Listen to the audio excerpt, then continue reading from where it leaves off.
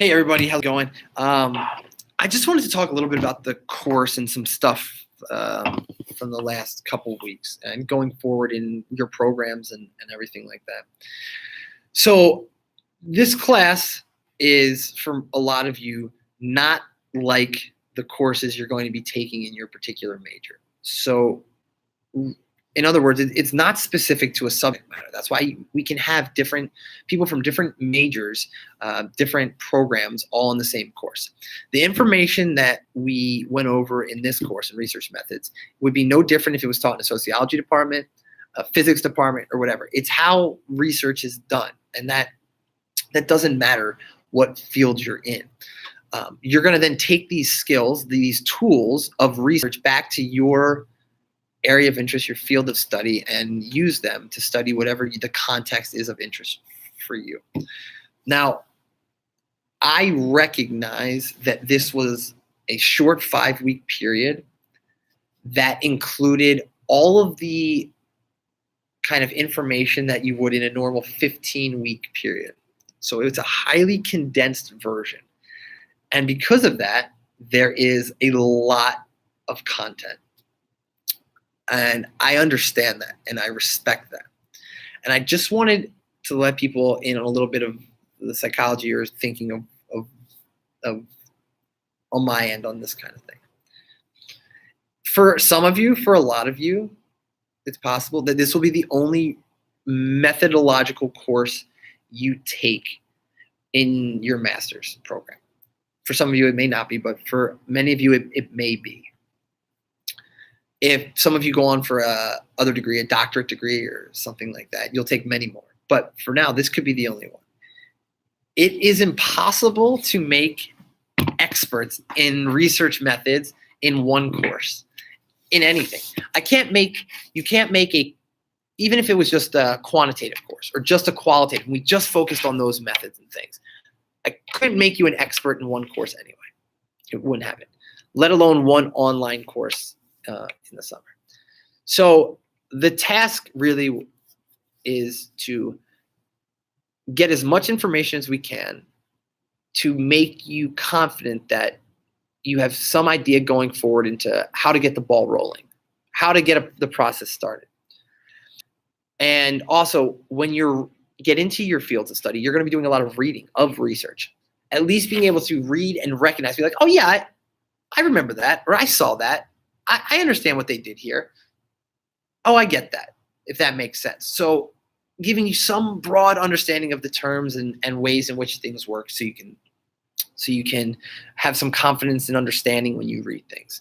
Now, again, like I said, there was a lot of work this semester, and I get that. And that's why I adjusted the schedule here at the end, recognizing that work. But it was the same, and it's the same work that I would have provided in a full 14-week session. And that's what you're paying for. You're paying for a full course. So provide a course. But also just remember, when you leave this course, and I tell you this for anything, when you write a research paper, there's a lot of times you're not the only author. There's multiple authors. And each of those authors has a lot of times a different job. There are times that one of the authors on that paper may only be a methods person or a stat person. So they didn't do any of the literature review. They may not even be an expert in that particular content field, but they may have been brought in because they're an expert on experimental design. So they knew they were doing an experiment. We bring in this other author who just helps with the methodology. They just help us design the study, carry it out, blah, blah. They write up the method section, and that's it. That's what they do. Very normal, very typical. Even for me now, I typically will engage in research where I have an author or something who is an expert on something methodological if I'm doing a new kind of work that I don't know a lot about to do that part. There's people that maybe they're not even the methodology person. They're just a stat person. So all the data is collected, whatever, but someone else's job is to run all the statistics. It's very complex. It can be very difficult. There's nothing wrong with that. It's a team effort sometimes. It's great if you can do everything in a study. Some studies are very simple and you can do the whole thing yourself, no problem. But that's not always or not even necessarily normally the case.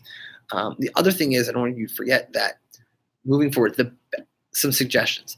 The best way to really understand research is to do it. Okay. It's great to do the textbook stuff, the theory, whatever, but the way to really learn it and for it to really get in is to do it. The best way to do it, especially in the beginning as a graduate student, is to work with professors who are doing it. Get involved with professors, see what professors are in your field, in your programs who are doing research. Find out, ask, hey, are you working on anything now? I'd love to work on something. Being in there, doing the work, it's the best way to learn all this stuff. And there's still tons of stuff, no matter who you are, you're going to have questions about stuff. And that's when you seek out your peers, seek out other people, seek out other experts in the field. Hey, like I said, there's nothing wrong if I'm not an expert on a particular statistical technique, and I have to use that technique for one of my papers. I have in the past, and I will continue to do it. Seek out whoever an expert in the field is. They not necessarily at my university. They could be at the University of Connecticut, the University of California, whatever. If they're the ones publishing papers on this particular technique, they wrote the book. I've absolutely emailed them with some questions being like, hey, I want to use this technique, blah, blah, blah, blah, blah, blah, blah. Do you have any advice? 9 times out of 10, they will respond happily, and it will really help, as opposed to you trying to sit there with a book or think and just banging your head against the wall when you can't get it. Seek out those people. People love to be there. Another thing is, if you find an author, someone who's publishing stuff in something you're really interested in, if you have an idea that's kind of in line with them, reach out to them. Say, hey, I have this idea for a study. I'm a graduate student, blah, blah, blah, blah. Talk to them about it. They may have some great advice for you. They may even say, hey, I'd be interested in working on that with you. Those kind of collaborations with people at other universities, you may never even meet them. It happens all the time. I've written papers with people I've never met before. My last paper I published was with a friend of mine from graduate school who's a professor at the University of Albany, and her friend who I'd never met, who is a professor at the University of Rotterdam in Amsterdam. And we corresponded all through email and Skype and wrote a paper and got it published. Never met that one gentleman. I will see him at conferences now and know him. But just through that, but he had a particular interest and expertise that was useful, and we did that whole paper remotely, and that happens, and that's awesome. That's great.